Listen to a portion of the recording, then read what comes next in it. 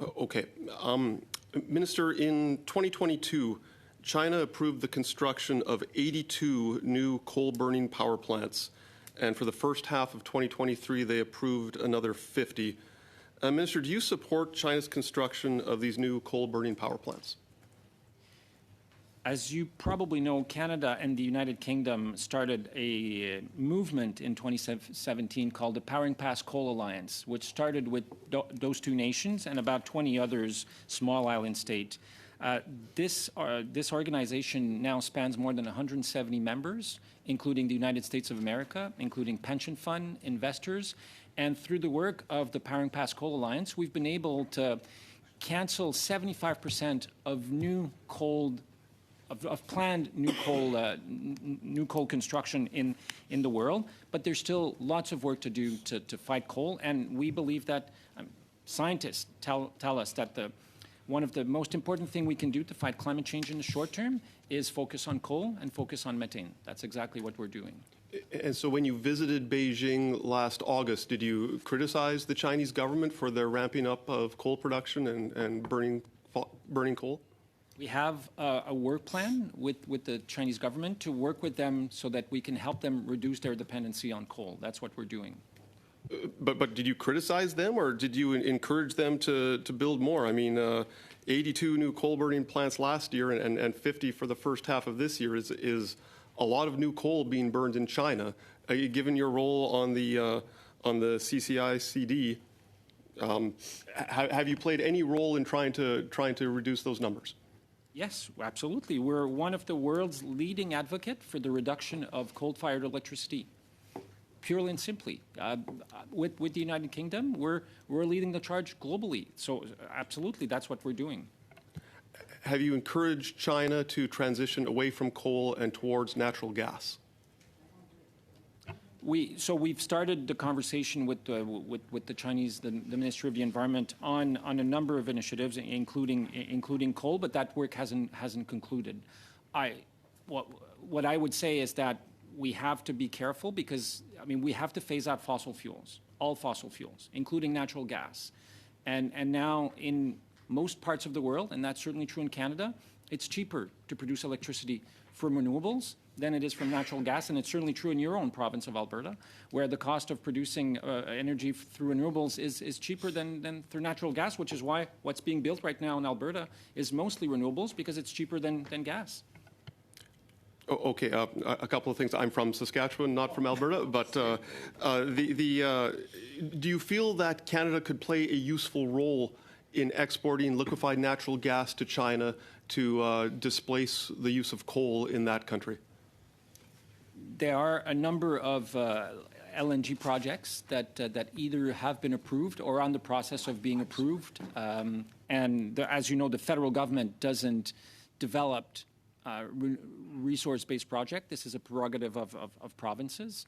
But we have approved a certain number of LNG projects, and some are under impact assessment review right now. 10 seconds. Okay, so if you look at the LNG facilities being built in the United States and Australia and the Middle East, they've been building dozens over the last few years. Canada has only one under construction. Why do we have so few LNG facilities here in Canada compared to other countries? Very briefly, Minister, before we go on to Mr. Longfield. You should talk to the provinces who are developing those projects. Mr. Cram, we're done here. Mr. Cram, we're way over time. Do that. Well, perhaps not in the middle of the desert, but the people don't always understand. So during this meeting, what came out of this was that we have to transition away from fossil fuels. I'd like to know if you agree with the fact that so far and so long as we need fossil fuels, we have to use Canadian products. Do you agree with that? Well, what I said publicly many times is that according to the International Energy Commission, that we are in a world we are using 100 million barrels of oil a day, and we should be in a world where we use 25 million. So there needs to be a significant decrease in consumption and also in the production of these products. So do we have to make a priority of Canadian-produced fossil fuels or in this situation or not? Well, government doesn't decide who buys our products. It's the market that does, and their businesses and clients, and we represent 5% of oil production in the world right now. Who knows what it'll be in 2050? Well, indeed, you come from Quebec, so am I. Let's talk about consumption in our province. You probably remember this article in Le Devoir that said that in Quebec we were consuming 18 billion liters of oil per year. Well, I don't remember that. Well, you can trust me. 18 billion liters of oil, it's a lot, but that's what people need. So we have also learned from this study that 48% of that oil comes from the United States. So do you feel that it would be better if it was Canadian energy and not American energy that we are using? Because that's millions and millions of dollars that we're sending out of the country. Thank you for the question. I imagine you're not trying to say that the government should bring back the National Energy Program and force provinces across the country to sell their oil to other Canadian provinces rather than to world markets. I think that's not what you're saying. I'm asking, do you think that Canadians should be buying Canadian oil products and not American or foreign oil?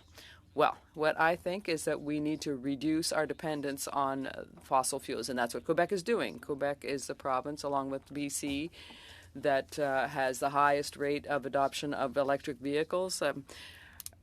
I don't know what, some 20% are electric or zero-emission vehicles nowadays, and I think that we're seeing that on the industrial level as well. So we're turning towards a world where we will consume less. Now, it's not up to the federal government to decide who businesses should sell their products to. No, but don't you think that we'd be better served as Canadians if we had Canadian energy that we used? You know, in Quebec, 47%. And compared to what we're sending to the United States, that's a huge amount of money. I have no problem with Americans, but can you tell us how much Louisiana spends in equalization payments, for example? Well, I honestly don't think that the Prime Minister and the premiers of the provinces would agree that the federal government should interfere in their decisions concerning the sale and purchase of oils. I often hear what the provinces and territories want to say to us, and they say that natural resources are not of the federal government, for the federal government to decide. Well, you make a lot of announcements, but you're not so strong in terms of achievements. So I'm talking about international figures here. You're at the head of a government that for the last 8 years, or you're a member of the government that has been leading Canada for 8 years. 8 years later is the worst country in the G7 in terms of pollution. We're one of the worst countries in the world in terms of implementation of existing agreements. So you came in 2015. What are you doing now? A report that was tabled this week at COP concerning greenhouse gas pollution says that Canada is number 68 or 60 on this list. So we look at Canada's record globally against other countries' records. We are in a worse position now than we were last year. Canada is now 62 on the list of countries around the world. So are you proud of this record? Well, I said it many times, but we are in a catch-up mode in Canada because for many years, how many years have you been in government? Answer, if you look at Great Britain, for example, you look at France, the Scandinavian countries, where systematically from the beginning of the 1980s there's been public policy in terms of climate change. Well, we're not here, I know, to talk about your... Okay, thank you. Your time is up.